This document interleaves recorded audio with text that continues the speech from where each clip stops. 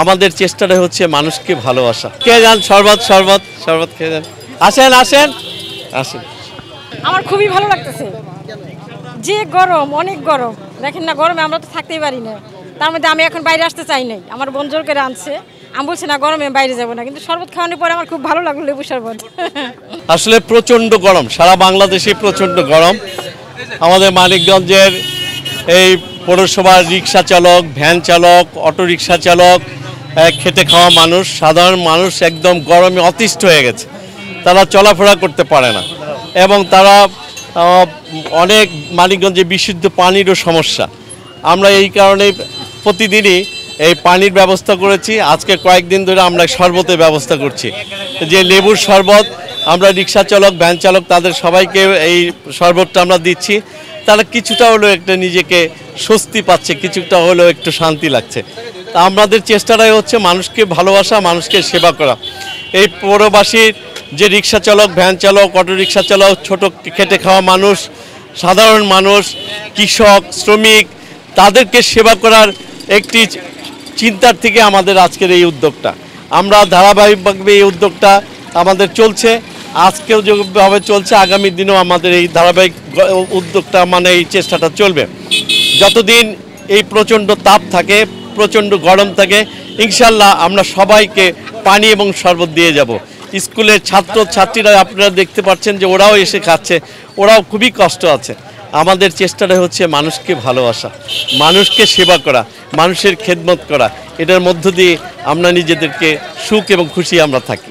হ্যাঁ, নিশ্চয়ই আমাদের এই আপনারা দেখেছেন এক সময় যে আমাদের প্রথম আমরা স্যালাইন এবং পানির বোতল দিয়েছি, আজকে শরবত দিচ্ছি।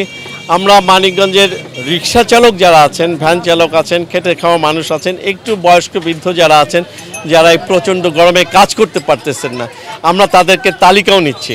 সেই তালিকা অনুযায়ী তাদের বাড়িতে আমরা খাবার পৌঁছে দেবো, প্যাকেট খাবার পৌঁছে দেবো। অন্তত পক্ষে 7 দিন যেদিন তারা খেতে পারে, বাসায় বসে 7 দিন খেতে পারে, সেই ধরনের চাল ডাল সহকারে খাবার সামগ্রী তাদের বাড়িতে এবং তাদের ঘরে আমরা পৌঁছে দেবো।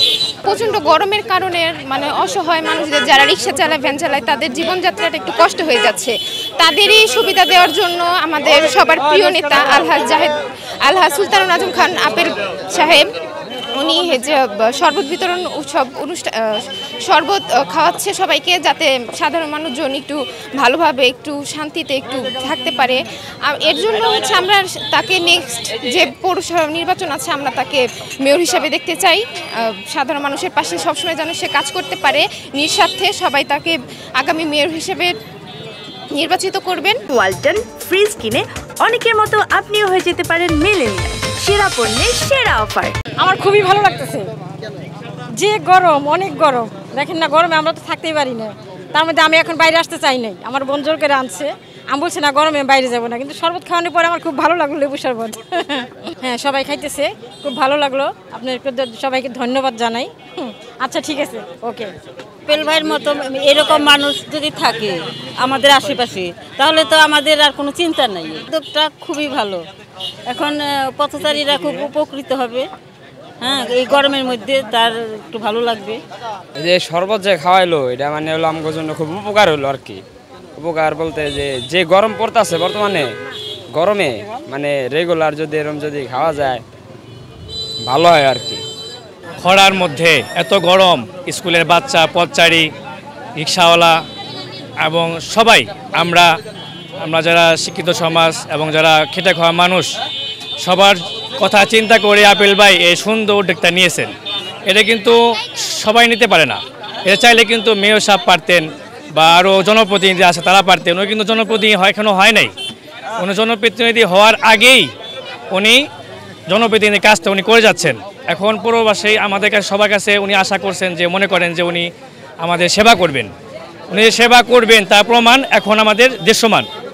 উনি পৌরসভার মেয়র হলে আমাদের জন্য, সবার জন্য, যে পানি সংকট, গ্যাসের সংকট, রিক্সাওয়ালাদের যে ভ্যাট ট্যাক্স, আমাদের বাড়ির ভ্যাট ট্যাক্স, এই বিভিন্ন মানে খেটে খাওয়া মানুষের যে অত্যাচার, মানে এই টাকার বিষয়টা মানে উনি আমাদের দেখবেন, উনি কথা দিয়েছেন। উনি যে দেখবেন তার প্রমাণ হলো এটা। আমার পার্সোনাল ওপিনিয়ন যে আমরা সবাই তার ডাকে সাড়া দিয়ে তাকে আমরা সেবা করার সুযোগ দিব, এটাই আমার মতামত।